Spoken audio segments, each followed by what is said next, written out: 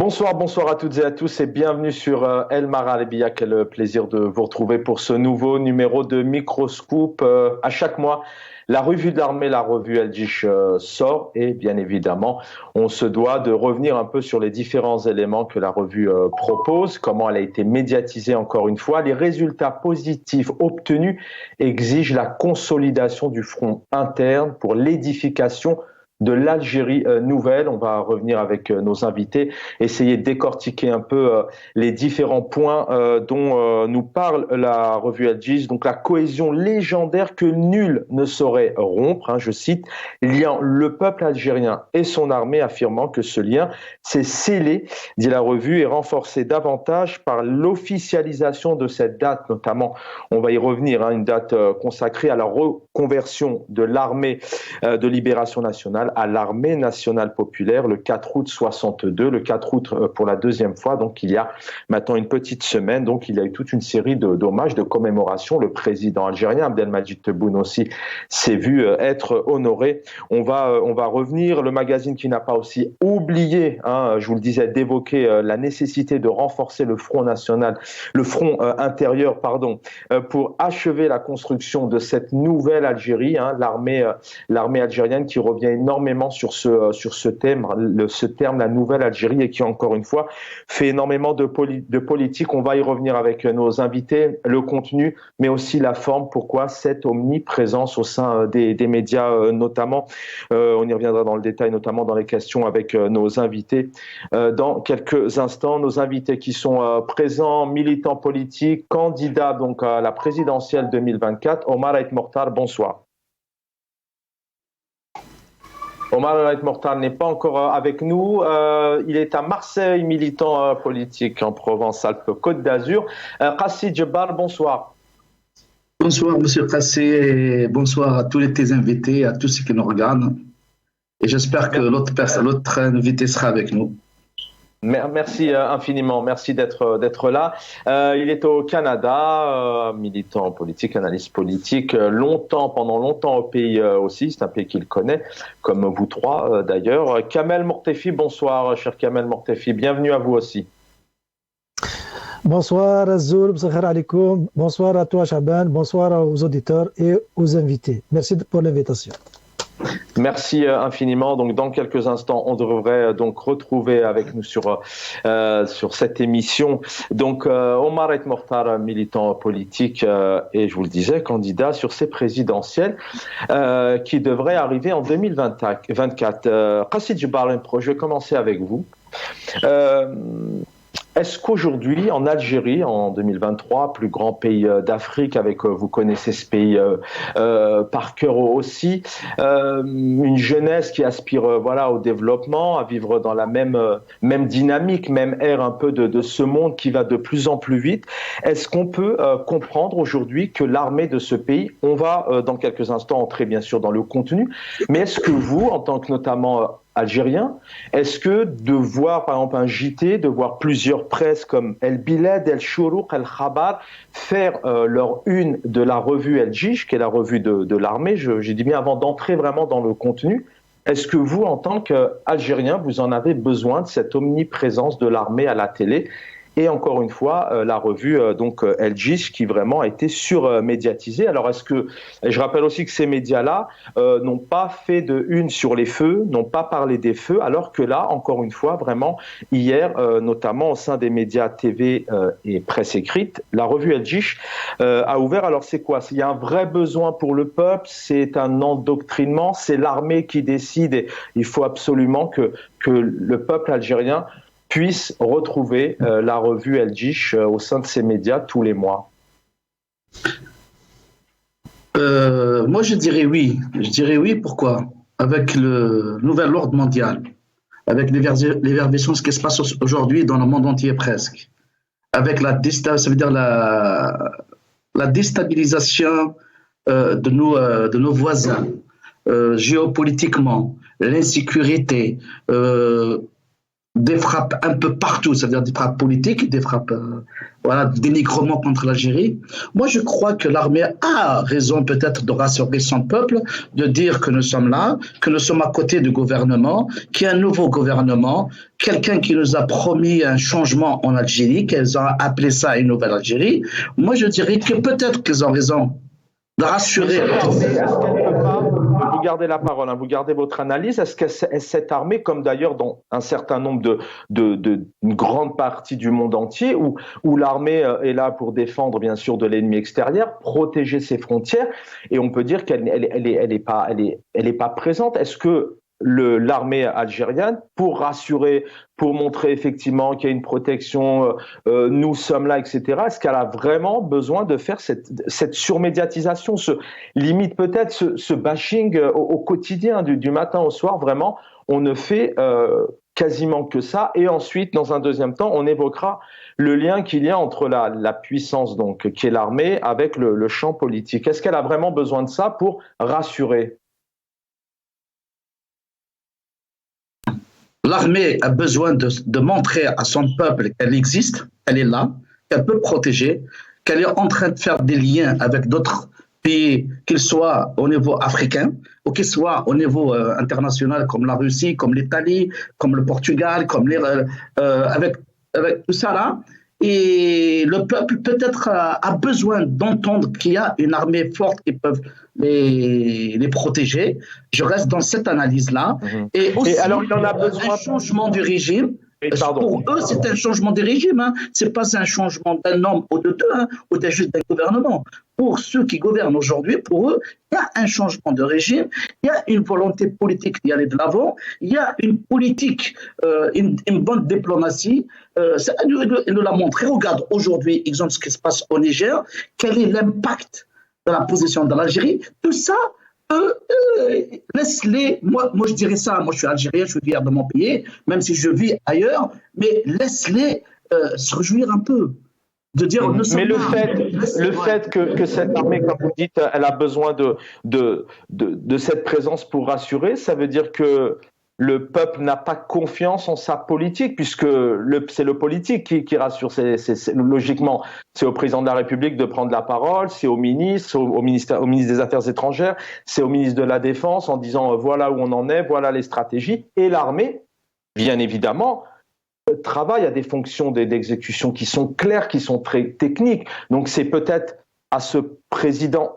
Il y a des questions qui se posent sur sa légitimité. Donc, est-ce que lui, à la fois, il est pas rassurant, il fait pas son travail, il n'a pas de légitimité pour qu'il soit. Non, moi je ne crois pas. Non, moi je crois pas, puisque dans la revue. Remplacé par le chef d'état-major.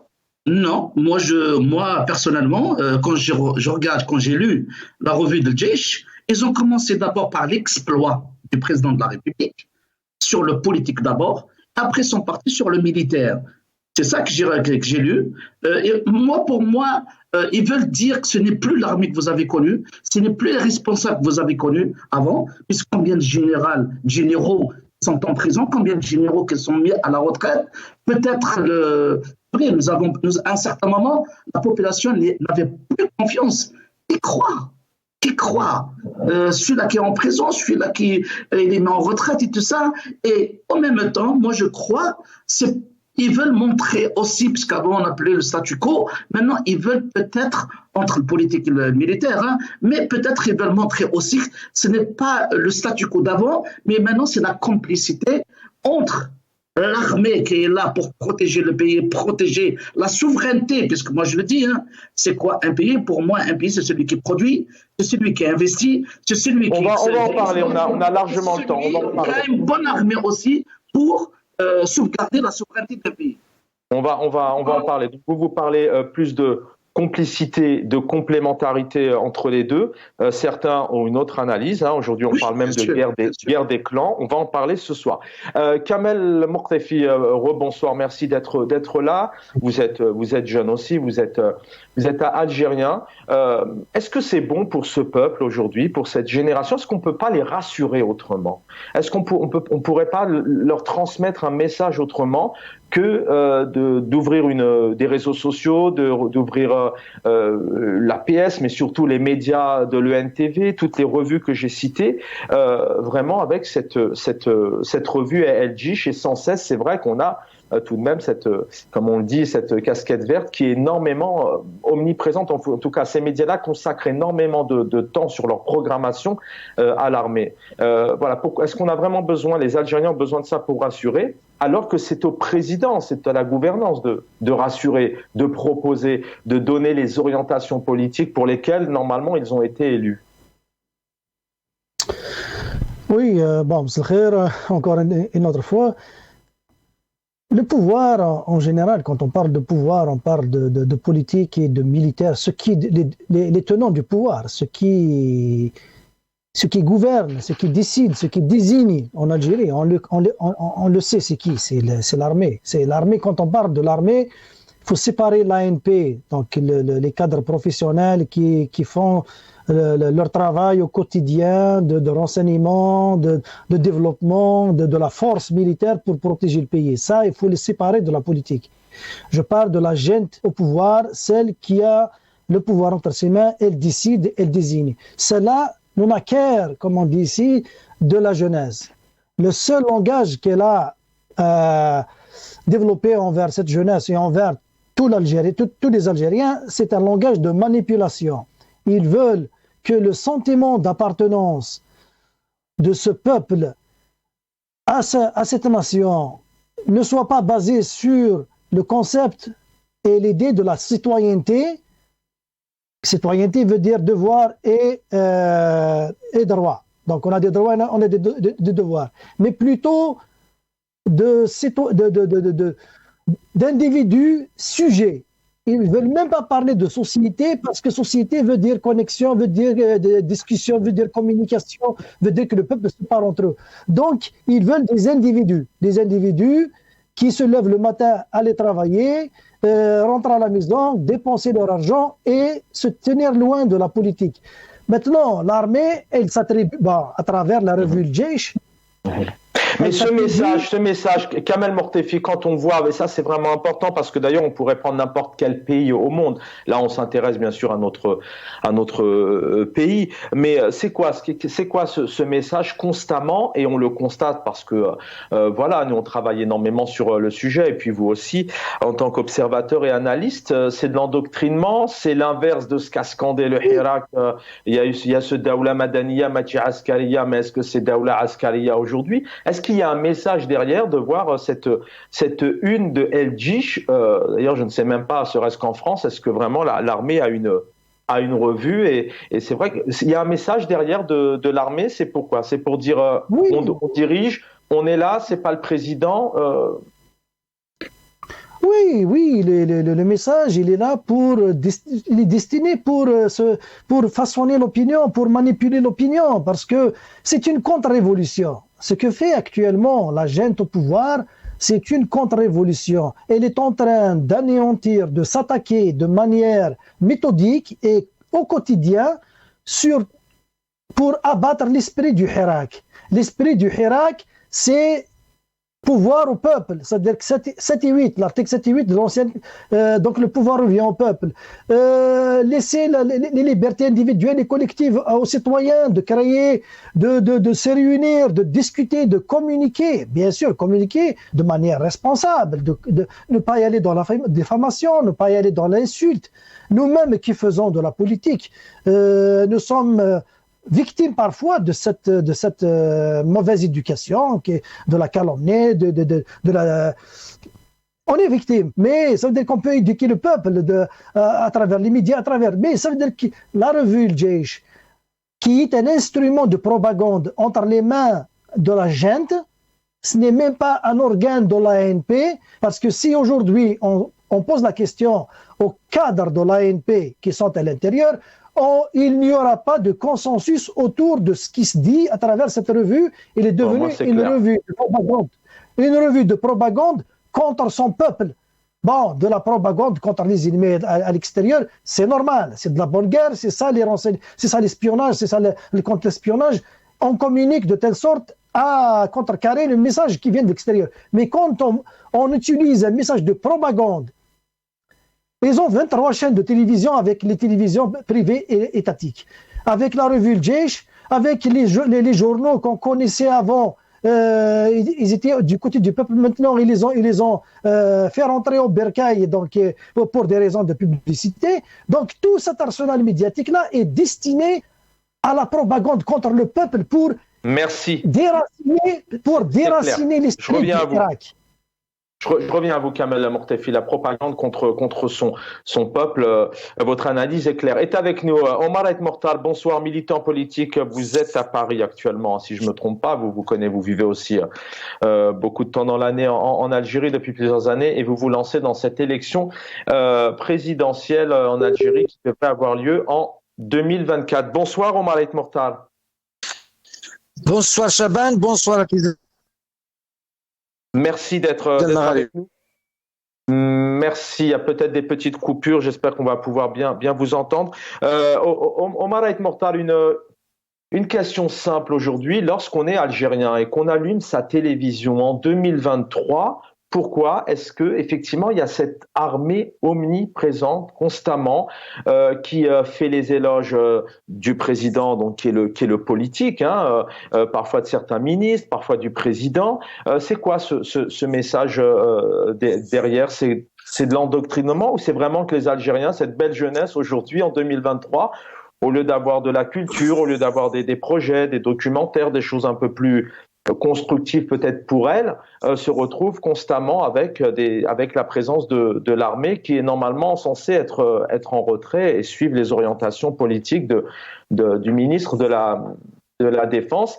Notre invité précédent nous disait oui, c'est important pour rassurer. Mais est-ce que c'est au chef d'état-major et au képi vert de rassurer? Est-ce que c'est pas au président de la République, par exemple?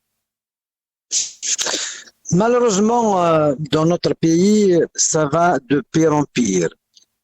Si le chef d'état-major parle politique pratiquement au moins 2 fois par mois, c'est que nous sommes. Vous m'entendez? Très bien, c'est un peu ça coupe de temps en temps, mais j'espère que ça va le faire. Allez-y, Omar El Mortal. Donc, alors, la première question, c'est que est-ce que le peuple existe? Il n'y a pas de peuple. C'est-à-dire, Chengriha ne tient pas compte de la présence même du peuple algérien. Il parle à lui-même.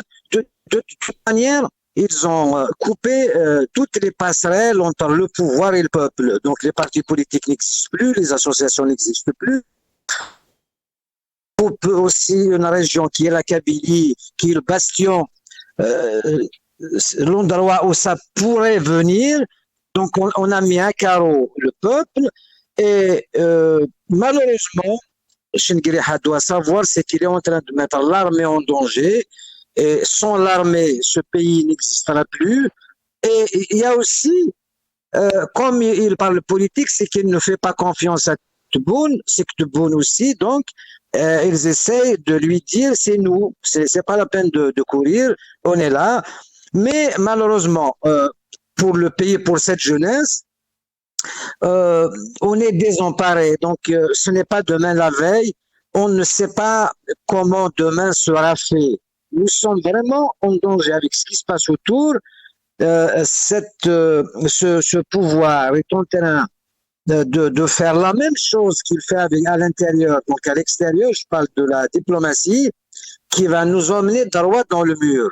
Rien que la convocation par les Américains de notre ministre des Affaires étrangères, là, c'est un interrogatoire qu'il a fait donc Blinken à notre ministre des Affaires étrangères.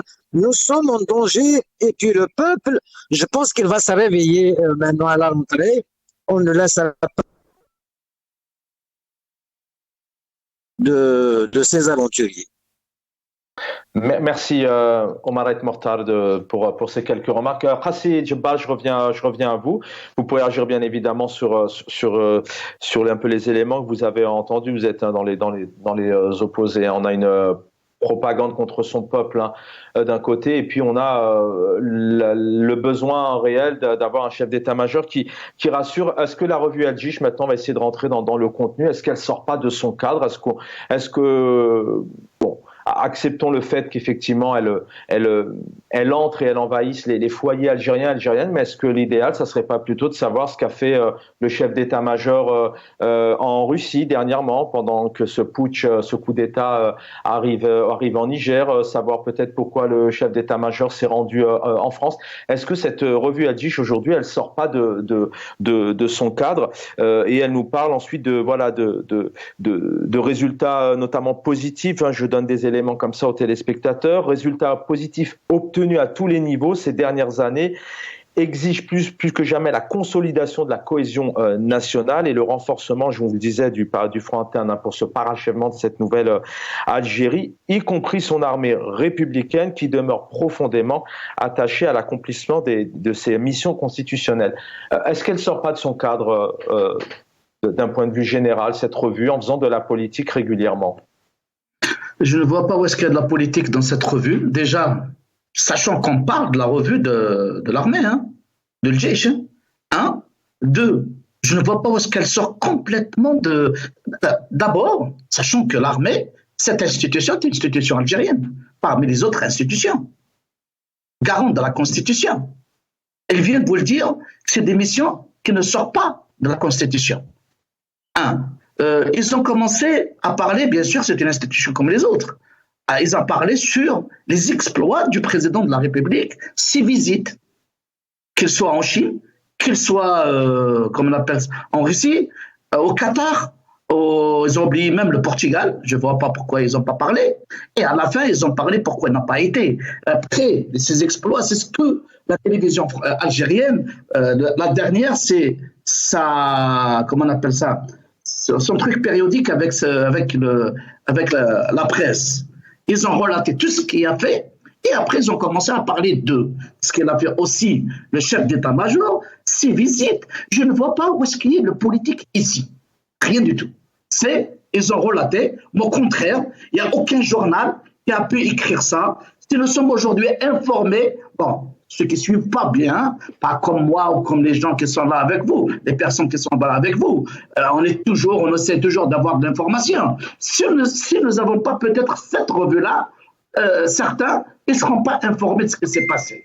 Et de deux, je ne vois pas où est-ce qu'il s'est mêlé de la politique. Mais vous n'avez pas l'impression que constamment, on va regarder une vidéo dans quelques instants où il fait les éloges du président, il revient sur cette nouvelle Algérie, il revient à l'intérieur d'une caserne, il parle à l'armée, il ne parle pas au peuple algérien. Je vous donne la parole. Je vous donne la parole tout de suite. Allez-y. Vous n'avez pas l'impression que dans la revue El-Jish, justement, il parle d'abord souvent de ce concept qui est politique, qui est la nouvelle Algérie. C'est un concept proposé comme tout homme politique. Il parle aussi sans préciser d'ailleurs, il parle de développement, de projets économiques, d'une Algérie aussi, encore une fois, qui avance à grands pas, qui avance vers l'excellence. D'ailleurs, ça a été fait, vous disiez, que le chef d'état-major fait de la politique 2 fois par mois, mais il en a fait encore dernièrement en intervenant. Enfin, c'est quand même assez régulier. Pour vous, ça, ce n'est pas de la politique, ça relève du champ du pays. Mon cher Chaban, moi je peux vous dire aussi que là, cette revue elle est destinée pour l'armée algérienne. N'oublions pas que l'armée algérienne, c'est une armée populaire aussi. Que les militaires, c'est des Algériens. C'est des fils du peuple algérien aussi. En droit d'être informés, en droit d'être rassurés par leur chef d'état-major, en droit d'être boostés par le chef d'état-major. Moi, c'est comme ça que je vois les choses. Mais après, je peux dire le contraire. Je peux jouer avec un autre. Donc vous reprenez vraiment ce terme de rassurement quelque part. Peut-être, c'est une question, est-ce qu'il ne se substitue pas? Bon, vous parlez de complémentarité. Non. Moi, je sais qu'il y a un président de la République. Moi, je vois qu'il y a un président de la République. Oui, mais par contre, vous m'avez coupé 3 fois et les autres aucune fois. J'aimerais bien, M. Kassi, vous me laissez parler, vous me laissez continuer dans ma lancée, sinon à quoi bon de m'inviter? La parole, c'est pour donner un temps. Si vous voulez juste, sauf si je juste pour donner un temps un peu le même à tout le monde. Terminez, Hassid Djebbat. Allez-y. Voilà, donc puisqu'ils terminent, moi, vous me coupez à chaque fois et vous me prenez de mon temps aussi. voilà, vous m'avez coupé le fil, c'est le but aussi. Je veux dire que Daoula Madania, comme l'a dit le collègue, et même chez Askaria, mais aujourd'hui, à la tête de ce gouvernement, c'est un civil qui n'a jamais fait de l'armée. Hein. C'est un civil, hein. C'est pas un putschiste, c'est pas un ex-militaire. Ce n'était pas quand il y avait Zaroual, ce n'était pas comme il y avait c'est un civil qui est à la tête de cette. Maintenant, juste répéter le concept d'une Algérie nouvelle, et il est au service de qui? Il est au service aussi, ce militaire, au service de son président, au service de sa nation, au service de la politique du gouvernement algérien. Sinon, il va l'enlever. Mais bien sûr, il va suivre la politique de son gouvernement. Très bien. Je vous donne la parole dans un instant. En opposition. Je vous donne la parole dans un instant. Je m'excuse vraiment, mais en tout cas, il n'y a pas de lien volontaire de couper le fil. Pas du tout. On a le plaisir de vous inviter. On vous remercie. On est en direct. Et on vous remercie pour votre fidélité. Kamel Mortelfi, revenons un peu sur maintenant ce que propose la revue El Djish. Il y a des éléments précis qu'on peut retrouver, qu'on peut lire. D'abord, on revient sur cette nouvelle Algérie. On revient aussi sur ce développement économique, ces résultats positifs. Il y a aussi ce retour sur la scène internationale, hein, notamment, là on fait la nouvelle Algérie a également effectué un retour en force, hein, je cite, sur les scènes régionales et internationales, traduit par les visites effectuées par Monsieur le Président de la République dans nombre de pays qui entretiennent avec l'Algérie des relations stratégiques profondes et fraternelles. On parle de diplomatie maintenant depuis plusieurs semaines. En tout cas, pour certains, on ne peut pas dire que les relations diplomatiques sont au beau fixe, puisque l'Algérie, malheureusement, accumule un certain nombre pas d'ennemis, mais en tout cas de relations très compliquées avec certains pays. Voir un peu votre réaction là-dessus, Kamel Mortelfi, et Omar Mortar juste derrière, vous avez la parole. Voilà, est-ce que la revue aussi, à un moment donné, on peut le dire, est-ce qu'elle fait de la politique ou pas? Oui, il n'est pas un secret pour tout le monde que la revue est une revue plus de propagande politique qu'une revue d'information, parce que l'armée est au pouvoir. Ça, personne ne peut le nier. L'armée en Algérie, c'est elle qui décide qui va être président. Nous savons comment Tebboune a été désigné président de la République. Nous savons comment les parlements, les élections législatives se sont organisées. Nous savons et nous décryptons la présence quotidienne de Chengriha dans les médias. L'armée fait de la politique, la revue de Djish fait de la politique.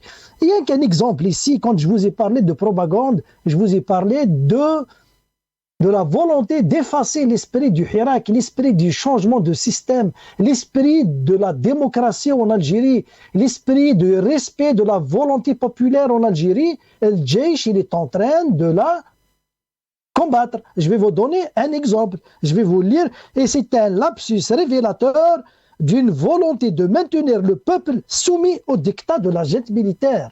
Cette phrase-là que je vais vous lire, c'est ça exactement qu'elle a comme objectif. Regarde ce qu'elle dit. Parmi le droit, regarde. Alors, une action fondée sur la base d'intérêts mutuels et sur les principes accrus de notre pays puise des valeurs de sa glorieuse révolution, parmi lesquelles le droit des peuples sous occupation à l'autodétermination. Depuis le mouvement national, Aït Ahmed et ses amis et ses collègues parlaient de l'autodétermination des peuples. Et on parle de l'autodétermination du peuple algérien aussi. Et il doit se distinguer. Là, ils sont en train de pervertir l'esprit de cette idée de l'autodétermination en ajoutant les sous-occupations. Parce que s'ils maintiennent cette phrase de l'autodétermination, le peuple algérien sera concerné. Mais quand ils ont ajouté les peuples sous occupation, ça veut dire que l'autodétermination ne concerne pas l'Algérie. Ils sont en train de faire dans la politique, ils sont en train de préparer les esprits, de formater les esprits à rejeter le changement en Algérie. Quel est l'intérêt de l'armée à faire cela? Si ce n'est pas dans la volonté de se maintenir au pouvoir et de gérer toujours aux destinées du pays. Un autre exemple, il est clair, un autre exemple, quand on parle de combattre le terrorisme barbare et obscurantiste. Mais entre nous, c'est qui a le pouvoir en Algérie? C'est l'armée. C'est qui désigne les présidents? C'est l'armée. C'est qui désigne les premiers ministres? C'est l'armée. C'est qui désigne les ministres? C'est l'armée.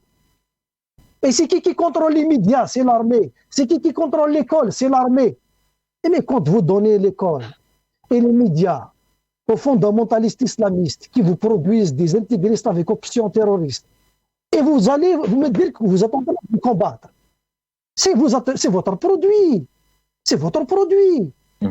Si vous en commandez, alors ne laissez pas l'école et les médias entre les mains de ces fondamentalistes pour qu'ils ne vous produisent pas des ennemis que vous allez justifier de les combattre par la suite. Donc on peut donner des exemples, mille et un exemples. Merci. C'est qui maintient. Je vais juste continuer dans cette lancée-là. Actuellement, regarde ceux qui sont au pouvoir. Ceux qui sont au pouvoir actuellement. Ce sont les ennemis de ceux qui sont en prison. Ce sont les adversaires. C'est l'oligarchie militaire qui était contre Bouteflika, qui a mis l'oligarchie civile de Bouteflika en prison. Regarde, ils ont la main dans l'économie, ils ont la main dans l'éducation, ils ont la main dans les médias, ils ont la main partout.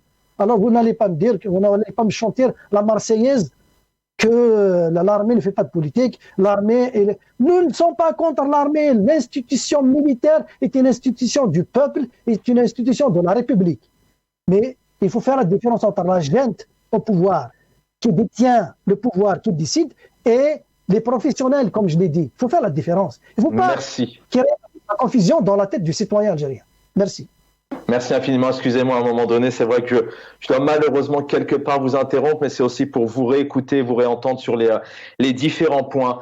Omar Ait Mortar, avoir votre perception aujourd'hui, alors on a d'un côté effectivement notre invité Racine Djebal qui dit que voilà que le chef d'état-major est au service et doit suivre le président de la République. Est-ce que les orientations politiques du président et de son gouvernement, voilà. D'un côté, on a effectivement, on vient d'entendre l'analyse de Kamel Mortefi qui revient aussi sur certaines armées omniprésentes. J'aurais pu citer effectivement cette armée qu'on a vue cette année dans les universités ou à la rentrée scolaire l'année dernière, le 21 septembre. C'est vrai que c'est aussi des questions qui se sont posées. Pourquoi dans les écoles élémentaires il y avait des militaires? C'est des questions que nous nous posons ici sur El Marabiya. Et d'un côté, voilà, on a un chef d'état-major au service. On a d'un côté effectivement l'impression pour certains invités que c'est l'armée qui dirige, qui nomme même le président.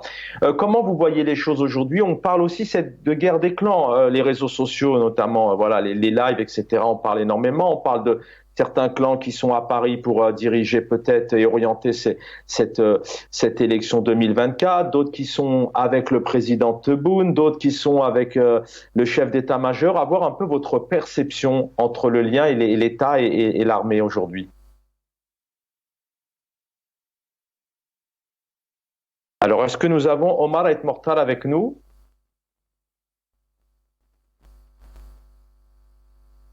Alors, Omar Ait Mortar, on va essayer de vous rappeler juste derrière.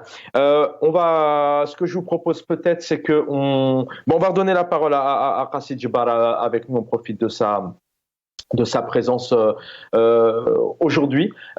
Est-ce qu'aujourd'hui, on parle aussi politique avec cette Algérie nouvelle en 2023, Abdelaziz Bouteflika a longtemps évoqué aussi cette Algérie qui revenait sur la scène régionale, internationale. Est-ce que depuis l'arrivée du président Abdelmadjid Tebboune, vous avez l'impression que ce pays avance à pas vers l'expérience, a redoré notamment son blason en termes de diplomatie à l'international? On a vu tout de même des actualités derrière où avec la Tunisie c'est pas trop ça, la France on n'en parle même pas, les Émirats arabes, voilà, entre ce qui s'est passé entre Nahal, le démenti, les affirmations d'El Khabal, on sait pas. On essaye de comprendre où en est notamment les relations avec les Émirats. Est-ce que c'est un pays aujourd'hui qui, pour vous, est réellement en bonne voie, diplomatiquement, économiquement, sur des projets sociaux, comme nous évoque ici la revue El Djish, où le président actuel n'est pas du tout en bonne voie pour l'instant? D'abord, je vais dire juste à mon ami qui est en face de moi là que le respect doit primer sur l'ego. Chantez la Marseillaise, gardez-la pour vous. OK? Ça, je vais commencer après à parler politique. Les spéculations, moi, j'en ai marre des spéculations. Je n'ai marre du mensonge. Je n'ai marre de dire ce que j'ai envie de dire et tant pis pour toi. Non. Non. Il y a la réalité des choses. On va parler. On va prendre juste un dernier exemple. Ce qui se passe aujourd'hui au Niger. Quelle est la réaction des États-Unis au départ le premier jour? Quelle est la réaction de la France le premier jour? Quelle était la réaction de la CEDEAO le premier jour? Soit on remet l'ordre constitutionnel, remettre M. Bazoum à sa place, ou bien intervention militaire fort et précis. Qu'est-ce qu'elle a fait l'Algérie? Son entretien avec le Tchad, avec le Bénin, son entretien, parce qu'il vient de le rappeler à Omar, entre comment on appelle ça, le ministre des Affaires étrangères américaine et Attaf, le ministre algérien des Affaires étrangères algérien. Aujourd'hui, et regardez la position de l'Algérie, et aujourd'hui sont arrivés où? À la solution de pourparlers diplomatiques et l'option politique, ou bien l'intervention militaire. Est-ce qu'aujourd'hui c'est la position de l'Algérie? Est-ce que nous allons poser des questions? Quel est Enfin, c'est pas trop ça, hein. La CEDEAO actuellement, on sait pas trop. Hein. Actuellement, elle. Non, la CEDEAO, elle est sortie pour mieux favoriser la diplomatie avec les putschistes. Ils les appellent les putschistes, moi je les appelle pas comme ça, hein, parce qu'avec le peuple nigérien qui a appelé son armée à destituer un président corrompu qui répondait favorablement aux besoins de l'Europe, notamment la France, en laissant mourir avec des maladies, payer ses richesses. Est-ce qu'il faut garder un président pareil? Moi, je ne l'appelle pas du putschisme. J'appelle que l'armée nigérienne est venue au secours de la population nigérienne. Oui, maintenant, il faut partir sur de bonnes bases. Il faut y aller élire un président, un civil et un président élu démocratiquement, revenir à l'ordre constitutionnel, comme l'Algérie l'a dit. Voilà ce que j'appelle une vraie position. Voilà ce que je dis. Je ne vais pas spéculer. Est-ce que l'Algérie a fait ça ou pas? Je ne vais pas spéculer, c'est l'armée qui... Oui, on l'a dit, pour rappeler monsieur le camarade. Ça fait depuis 86 que je suis FFS, je suis membre du Conseil national, depuis 91 jusqu'à 2021, jusqu'en 2022, au congrès dernier. Donc, l'autodétermination dont il parle, Hussein Ahmed, ce n'est pas celui-là, mon frère. Quand on fait de la politique, on sait sortir les mots. Mais vous n'avez pas l'impression que... Bon, il y a Omar Mortal qui nous a rejoint il y a un bout de temps. Je vous redonne la parole, vous voyez? Pas de problème. Voilà, je vous la redonne. On appelle à l'unité nationale. Voilà, vous avez encore 1 minute 30, mais je vais revenir vers vous après 1 minute 30. On nous parle d'unité nationale, mais c'est quand même un pays, alors peut-être que certains sont dans le mensonge, je veux bien, ou dans le déni, mais c'est quand même un pays aujourd'hui où on crie au scandale en termes de liberté de la presse, le champ politique, le champ médiatique, les syndicats, il y a une répression qui est présente. Enfin, il y a plusieurs ONG à l'international qui en parlent, ou alors on ne vit pas dans le même pays. Est-ce que c'est ça les ingrédients d'une unité nationale? Est-ce que vraiment le président Tebboune et le chef d'état-major sont vraiment dans une orientation d'unité nationale en ayant ce climat tout de même qu'on peut appeler d'ailleurs pour certains énormément de prison à ciel ouvert? Qu'est-ce que vous en dites, Chaban, quand vous avez sept frontières en effervescence, insécurité, déstabilisation, l'instabilité politique? La Tunisie, la Libye, le Tchad, le Niger, aujourd'hui, le Mali et le Maroc. Sahara occidental. Une instabilité énorme. Qu'est-ce que vous parlez quand vous voyez des gens qui font des accords avec des ONG, je parle du MAC exemplaire, marocaines, sous couvert de Cohen, des Cohen, qui appellent. Oui, mais ça, c'est pas le cas de tout le monde. Qui se mêlent de n'importe quoi en Algérie, le Maroc qui se mêle de ce qui se passe en Algérie. Et bien sûr, ils ont besoin d'une unité nationale. Ils ont besoin de dire, voilà, il y a des gens, et pas de la politique aussi en Algérie. Vous croyez qu'ils vont se laisser faire? Les gens, ils disent n'importe quoi. Et ils vont se laisser faire. C'est un pays qui veut sa stabilité, qui veut avancer. Combien de pays je reviens à vous, désolé, reste 10 minutes. À l'Algérie. Combien de pays qui veulent notre déstabilisation? Je suis vraiment désolé. Je vais me faire taper sur les doigts par Omar El Mortal et Kamel Mortefi. Mais c'est normal. Mais moi, je parlais vraiment d'unité nationale. Il y a des militants, voilà, qui aujourd'hui, malheureusement, sont derrière les barreaux parce qu'ils se sont exprimés, parce que, et ça dure quand même maintenant depuis plusieurs années, une recrudescence, notamment depuis le début de ce Hirak. Omar El Mortal, je reviens à vous. J'espère qu'on vous entend. Désolé, vous m'entendez? Omar El Mortal, décidément. Oui, est-ce que vous m'entendez? Oui, je vous entends très bien. Hein. Très bien. Écoutez, ma question, voilà, on essayait un peu de comprendre un petit peu. Voilà, notre invité nous dit que le chef d'état-major est au service du président, mais aujourd'hui, on a Kamel Mortefi, bon, éclair, c'est vraiment un système militaire qui désigne, qui nomme des présidents, etc. On a cette omniprésence, mais on évoque aussi beaucoup aujourd'hui, à la veille de cette élection 2024, de clans à Paris, en Algérie, voilà. Quelle complicité réelle il y a aujourd'hui entre ces deux corps, le politique, le militaire? Est-ce que ça explose, ça implose? D'abord, Chaban, j'ai mal à la tête d'entendre cette histoire d'unité nationale. C'est le peuple qui divise le peuple. Le premier ennemi de ce pouvoir, ça sera le peuple algérien qui n'est pas du tout d'accord avec ce que fait le pouvoir. Que ce soit à l'extérieur, accepter de mettre l'Algérie sous la tutelle russe et négocier avec Wagner et parler d'unité nationale. À chaque fois qu'on a une interview, contact avec un Marocain, voilà, c'est Israël, machin. Il faut arrêter avec les Algériens à leur pays. C'est qu'ils veulent savoir ne pas consulter le peuple quand il s'agit de prendre des décisions majeures de géopolitique. Aujourd'hui, ils sont, excusez-moi du merde. Ce n'est pas le peuple, c'est eux. Ils font appel au peuple. Le peuple ne sait pas, à part ceux qui vont penser. L'histoire du coup d'État du Niger, là, les Américains savent que l'Algérie est au courant. Là, c'est grave parce que l'Algérie a aidé Wagner à s'introduire au Mali.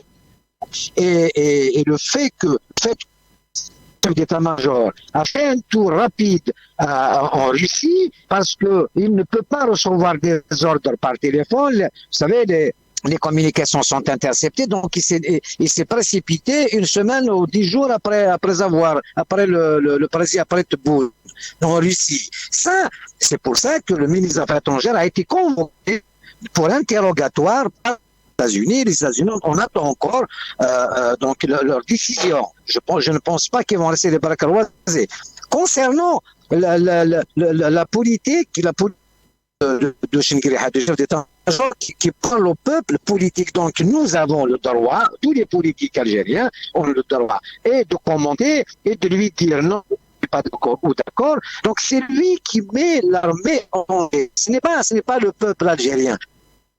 Concernant les ONG dans le monde, il y a connexion par les gens voient donc par physique comme ça, donc dans des réunions ou pour le net. Aujourd'hui, rien ne se cache. Donc on s'appuie sur l'international, chacun son camp, mais il est hors de question d'accuser un Algérien qui a une connexion avec une ONG. Donc, espionner quoi en Algérie? Tout est clair. Il y a une richesse, le sang entier. On vend du pétrole, on achète des armes, on achète de la poudre, de l'eau et on donne dans nos peuples. C'est ce qu'il a dit. Tout le monde on a du mal un peu à vous entendre, Omar El Mortal. Je voulais juste aussi vous faire réagir quand on entend et qu'on lit la revue El Djish ou quand on entend. Bon, c'est vrai que souvent je place aux invités, donc on n'a pas écouté, mais le chef d'état-major, voilà, qui disait clairement la nouvelle Algérie. Merci au président Abdelmadjid Tebboune. Tout ça, c'est réel, leur complicité, leur complémentarité. Est-ce qu'ils sont vraiment bien ensemble? Ou est-ce qu'à un moment donné, tout ça, c'est qu'à l'intérieur, c'était ma question un peu. Est-ce que ça explose, ça implose? Est-ce qu'on a une histoire de clan à un moment donné? C'est un mot qui revient, qu'on entend aussi de la part des observateurs. Alors, croire que Tebboune est d'accord avec Chengriha, c'est ne pas connaître l'Algérie. Il y a une guerre clanique en haut, et n'oubliez pas ceux qui sont en prison aussi. Ils ont des copains et des amis à l'extérieur. L'instabilité et la peur, le danger guette. Tebboune n'a pas encore gagné son... Deuxièmement, c'est clanique d'abord. Je pense, moi, j'ai des renseignements. Désolé, on a un petit souci de connexion. On vous réécoutera, on l'espère la prochaine fois. Kamel Mortefi, je reviens à vous parce que notre invité, si Qassid Jebbar, a un tour d'avance. Il nous reste 4 minutes, 2 minutes chacun. Voilà, je vous avais la liberté de voir un peu comment les perspectives arrivent. Bon, vous avez bien sûr des analyses opposées. Voilà, aujourd'hui aussi, on peut lire certaines choses, que tout cela, notamment, se fait au détriment de cette civilisation des autorités. Il y a aussi une constitution pour certains qui n'est pas spécialement respectée. D'ailleurs aussi, certains ont dénoncé le fait que Abdelmadjid Tebboune revient sur l'ordre constitutionnel ou les coups d'État. Et pour certains, bien sûr, que la constitution n'est pas spécialement question, bien sûr, respectée en Algérie. Kamel Mortefi est juste derrière Sir Qassid Jebbar. C'est que si Chaban Aït Ahmed disait, nous avons réussi à libérer la terre, mais nous n'avons pas réussi à libérer les hommes. Et c'est une expression qui est partagée, qui a été partagée aussi par ces co-révolutionnaires. Et dans la revue Le Jaish, justement, je vais relever une autre phrase qui dit que la grandiose révolution qui a libéré la terre est l'homme. Pour vous dire qu'ils sont dans la propagande. C'est normal, ils sont en train de s'attaquer à tout ce qui peut, à tout discours qui les dérange, qui impose le changement. Maintenant, l'unité nationale, en tant qu'Algérien, unité nationale, qu'est-ce que ça vous évoque à vous? L'unité nationale a été prouvée sans que le pouvoir ne se mêle, sans que le régime ne se mêle. Le peuple algérien a été uni et l'exemple, un bel exemple qui a été donné, c'est le Hirak. C'est le Hirak. Et on a eu peur que l'islamiste agresse la jeune fille en mini-jupe, non? Ils ont marché ensemble.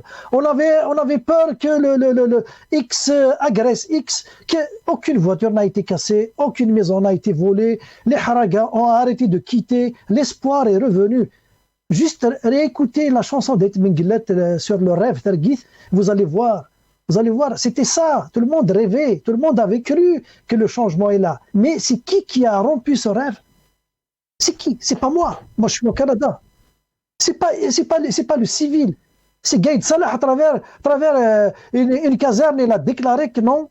Maintenant, l'armée qui était derrière, l'armée qui était la muette, on l'appelait dans le temps la muette, elle est devenue bavarde. L'armée qui était derrière le rideau, maintenant elle a ouvert le rideau, il est en scène.